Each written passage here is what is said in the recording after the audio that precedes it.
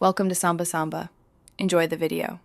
You begin by validating the essentials: an active network and app permissions. Once done, open your meeting or presentation app and sign in. Make sure the app can access your screen and microphone. Now, click the Share Screen or Present button. This starts the process. Choose whether to share your entire desktop or a single window so viewers see only what you want. This first step gets you live quickly, and it prevents accidental exposure of private tabs or files. Once sharing begins, you refine what people see and hear. You choose between sharing an entire screen versus a single window. Pick the primary monitor when using multiple displays to avoid confusion. Make sure to toggle system audio if you plan to play sound.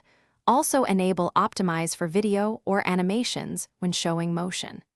Adjust resolution or scaling in the app to balance clarity and performance, because higher resolution uses more bandwidth and can introduce lag. This keeps viewers synced with your content. To finish, click Stop Sharing, then end or leave the meeting so no background streams continue. If you recorded the session, save or download the file immediately and confirm it's in the meeting folder or cloud location. If something goes wrong, here's a key troubleshooting tip. Check OS-level privacy permissions first, then browser or app settings. Restart the application if necessary.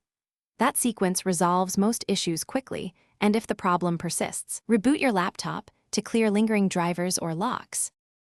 Thanks for watching. Consider subscribing if we helped you.